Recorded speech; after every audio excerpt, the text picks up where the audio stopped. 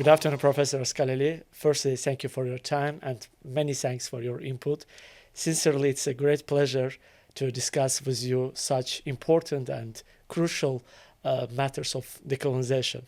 Today, we will focus on a current and widely debated topic, the Bougival Agreement and impacts of decolonization of Kanaki and the broader implications of such agreement on other overseas territories.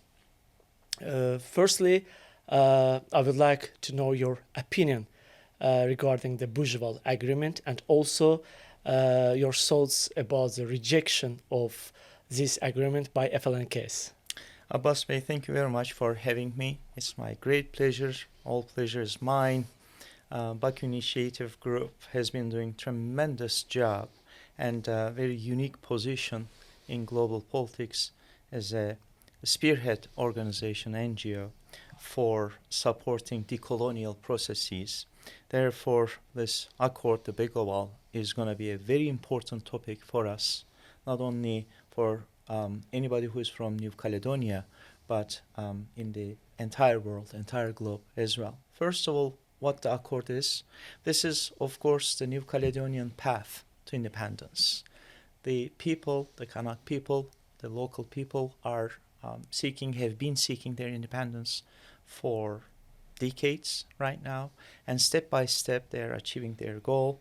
Yet this final accord may or may not be what they aspired, because the final accord is not mentioning the local people by name, the Kanak people, and it is not mentioning anything regarding independence. Therefore, there's an objection. That's the latter part of your question. The former part, what is the framework? What is this agreement about? It is July. It was signed in July with the participation of French government, supposedly facilitating the agreement between the so-called loyalists, those people in New Caledonia, mostly the settlers from the mainland, and the Kanak people of the region of its own. And what the agreement has brought is a substitution or supplement, depending on how you are saying.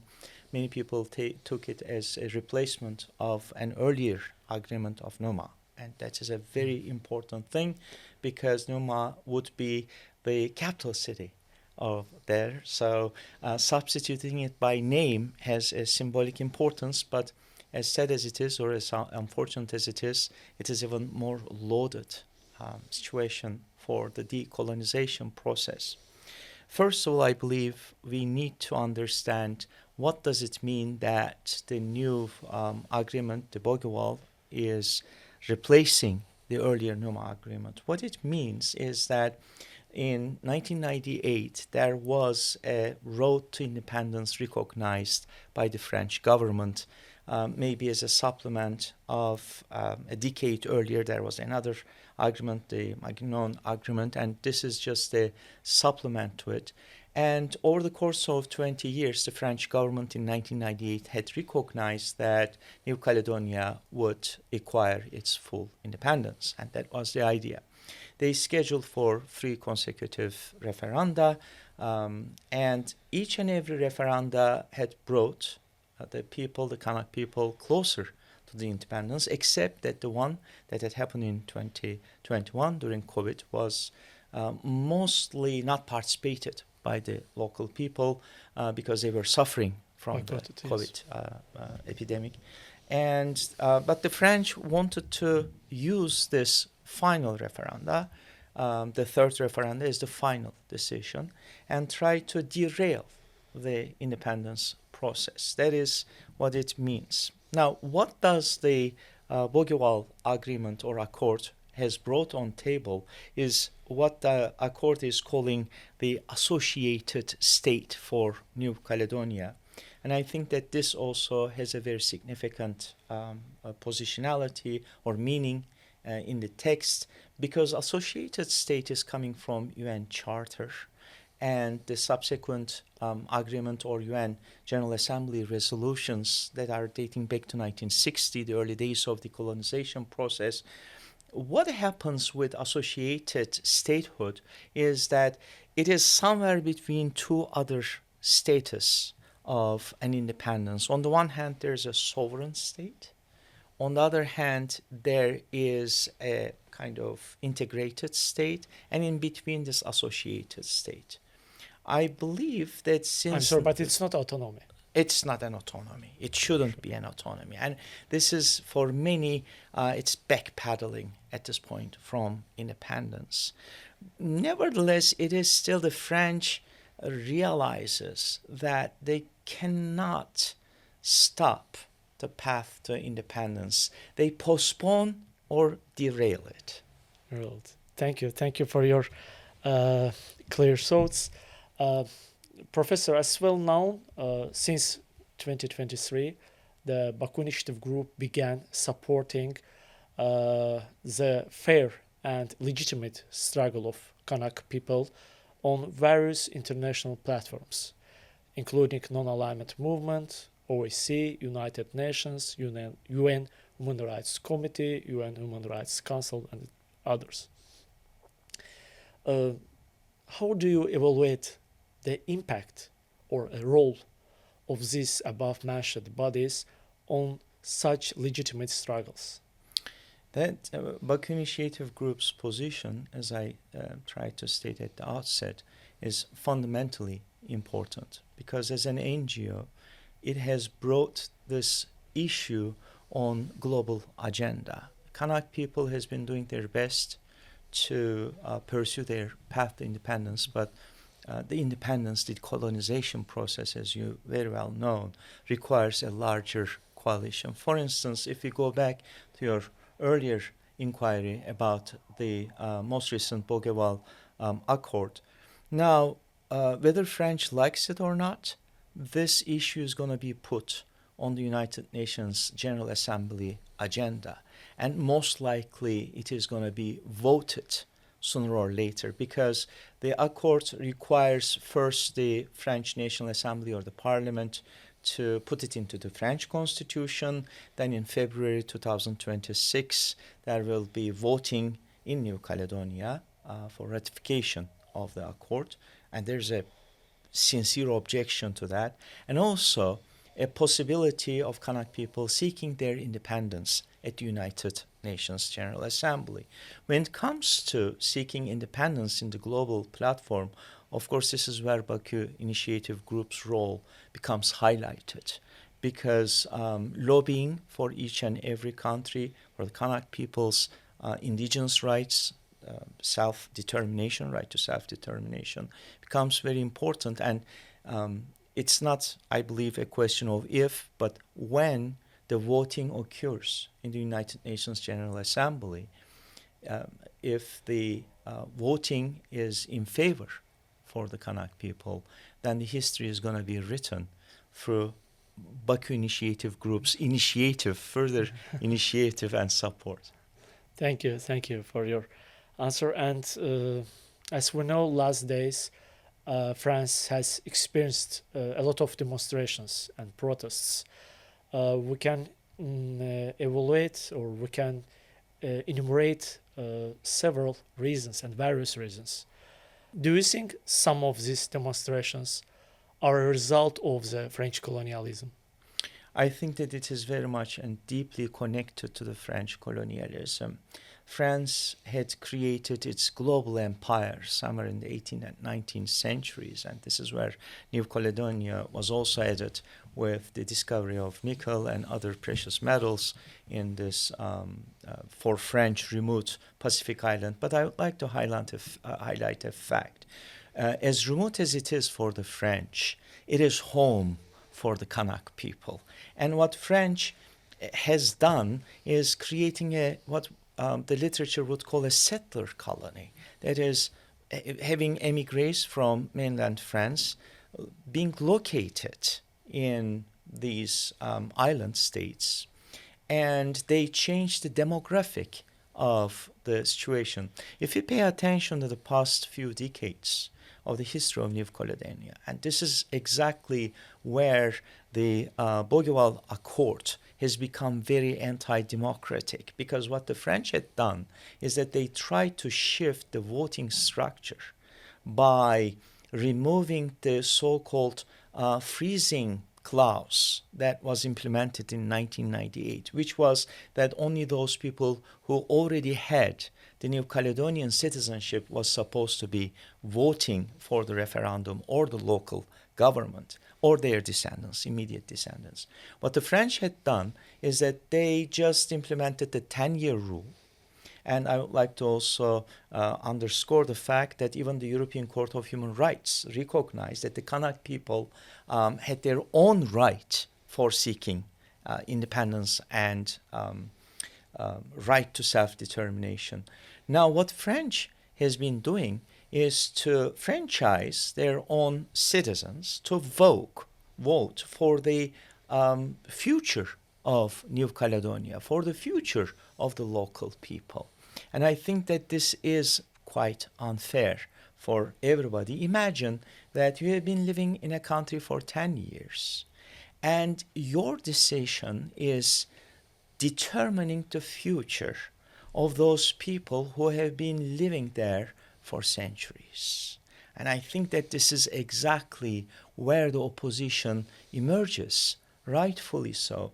And Baku Initiative Group, for instance, has been very instrumental highlighting these kind of problematic decisions made by the French government. I don't think that French government could even explain this to their own people. And this is our connection to your original question. What's going on in France is that the old French Empire cannot adjust itself to multipolar world where people do have their own rights to self-determination. French would like to keep the status quo. French would like to rule an Pacific island from Paris. As ridiculous as it may sound for any common sense person, inside of France or out, that this is what the French government has been trying to implement. And of course, this is creating tremendous burden on the French economy. All these overseas expeditions are very elitist choices for some people to play the role of the governor or just extract the surplus value of the local people, exploit them, while the French labor, French worker class has been long facing tremendous hardship. So this is, I believe, the origins of the protests. You know, majority of experts, academicians, and people who involved in the decolonization process started to compare Matignon, Nouméa, and Bougival accords. How do you compare Bougival accord with Matignon and Nouméa? Now, I think that the French has been trying to delay. Each and every French president is knowing that the path to independence in New Caledonia is inevitable, but they would like to pass the buck, that they would like this to happen not in their term historically. So they're kind of avoiding Super mechanism of postpone. yes, just they're just continuously postponing as much as they could. They're fully aware that the path to independence, once it's started, once a flag has been raised, it cannot be falling down. Sure. So that is, the French knows that very well historically, but they still are committing precious sources of the French state into this inevitability. In that, when we compare these three accords or agreements, of course, the situation in 1988, 1998, and 2025, they are fundamentally different. 1988 marks towards the end of the Cold War. So that was towards the end of the bipolar moment, and the colonization process then had a very distinct meaning. That's maybe the first wave, towards the end of the first wave of the colonization process. 1998 was a time when democracy had become the only game in the world, that everybody wanted to democratize one way or another, and the French had to recognize this process with their agreement. When we look at, and that was the unipolar moment, West felt like they were having the upper hand, so having recognition of independence did not really hurt their vital interests. But when we came to 2025, this is a multipolar world. The US hegemony has been declining along with European Union. There's now Brexit. Britain is out of the European Union. China is rising and Russia is resurrecting. Therefore, an island in the Eastern Pacific regained its geopolitical significance. So I think that we need to understand the context of each and every agreement in a global political balance of power. Totally agree. Thank you. As we know, the first wave of decolonization occurred in 1960s, during the time when United Nations Resolution 1514 was being implemented. What do you think about second wave of decolonization? Maybe it has already started. Maybe we will see in near future the first stage of elimination of colonialism and neocolonialism in overseas territories. Thank you for bringing this issue. I think that this is kind of that highlights the entire process of decolonization, because when the United Nations was established in 1945 after the scourges of World War II, nearly 1 billion people were still living under the colonies one way or another. And as a result, the United Nations Charter had separate chapters, chapters 11, chapter 12, that was supposed to be chapter 13, that was supposed to be covering. Let's think about the Trusteeship Council, which ended in early 1990s, 1994, if I'm not mistaken. So the last trusteeship territory was just, it gained independence and the Trusteeship Council dissolved itself. But I think that the deeper question is the following. Is the United Nations, as it is, with 1945 structure of 5 permanent members, including France, which may or may not be a global power as we speak in 2025, when we compare it to other countries like India, Brazil, Turkey, I am not too sure if France should be keeping a permanent seat. But a deeper question is the following. Is our charter, which is a byproduct of both the Enlightenment process of Europe, which always had seen peoples in Latin America, Africa, Far East Asia, in the Middle East as, I'm sorry to say that, but as if they are children that needed to be ruled. And when you make a reference to certain UN resolutions, even in General Assembly, which was the first wave of General Assembly, they were still carrying the language of such discrimination, right? In a very explicit way, that they were saying that those places, the self-governing territories, they are not mature enough for having their own governments. That was the language. Therefore, I think that the bigger question for the second wave, which I totally agree has already begun, and I think that the Baku Initiative Group as an NGO, as a global NGO that is putting on the top of global agenda, I think that we must scrutinize the fact of the United Nations Charter and how it fails to resonate the facts on the ground. I think that the United Nations Charter is not only aging, but also failing to adapt itself to the changing environment of multipolarity and the second wave of decolonization under multipolarity. So we need a new mechanism for initial stage of elimination of colonial policies.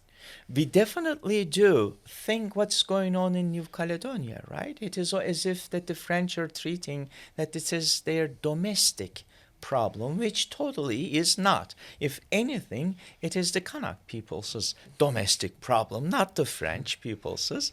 So how are we gonna resolve this? And like when we look at the Bougival Accord, that it is really interesting structure, right? As if that the French loyalists are one side and the Kanak people is the other side, and the French government is the facilitator. Yeah. French government is totally aside of this process. French government is just that is the authority that sends the settlers, creating the settler colony with a political decision. So how could French government could be? How could it be both the judge and the jury of the same situation? So we do need United Nations for resolving these kind of problems and decolonization process. But then again, in the United Nations, as it is, France is a permanent member of the United Nations Security Council with a veto power. So even if we got a United Nations General Assembly decision supporting the full independence of New Caledonia, or with the domino effect, which French are so afraid of, there are a number of other peoples waiting at the gates, right? So they're going to simply try to veto one way or another, politically, financially, and I'm afraid some other ways involved too. So the bottom line is that the United Nations does indeed need a new mechanism built on non-aligned movement, which Azerbaijan's presidency, that during the period of Azerbaijan's presidency, NAM had certain improvements, certain progress, adapting itself from the foundational years of bipolarity to multipolarity. But yes, we definitely need to reform the United Nations and match the United Nations with the facts on the ground. Otherwise, the United Nations' fate, I'm afraid to say, may not be so indifferent from that of League of Nations. For example, Azerbaijan did a lot of institutional changes during the chairmanship in non-alignment movement. We created parliamentary networking among non-alignment movement members. We created non-alignment movement youth platform, and also the decision on creation of Baku Initiative group. It was decided by representatives of overseas territories. So I suppose some organizations need institutional changes. Definitely we do. I recall with deep sorrow what United Nations did during COVID pandemic. They practically closed themselves and went back home. It was Azerbaijan trying to convince the international community, especially Western states, that this is indeed a global pandemic. So we need to cure everybody. Sure. And unless we cure the entire globe, we cannot cure ourselves. And it was a simple logic of healthcare. But what happened with the United Nations is that this is where we needed the United Nations the most, yet we get the United Nations involved the least. So I think that these are the concerns, these are the growing concerns from the colonization process to unfair veto rights. For instance, certain countries in the United Nations Security Council are the champions of democracy. They always try to implement democracy all over the world. But when we look at the United Nations, these countries are also the champions of non-democracy, because a lot of decisions have been democratically made in the General Assembly, vetoed by the democratic members of the Security Council. So the decolonization process, every time, each and every time, United Nations General Assembly made a resolution favoring decolonization, either these former colonies who propagate themselves as democracies, they either vetoed the decision as much as they could, with the sources that were available to them, or at best they refrained from the decisions. So it is, I believe, a deep paradox that on the one hand you would monopolize the idea of democracy for your domestic affairs, but you would immediately and vehemently oppose, as it is in the case of France. France has been one of the earlier examples of great democracy since the French Revolution, granted, but how democratic is or has been France in the United Nations, especially when it comes to decolonization process? Totally agree.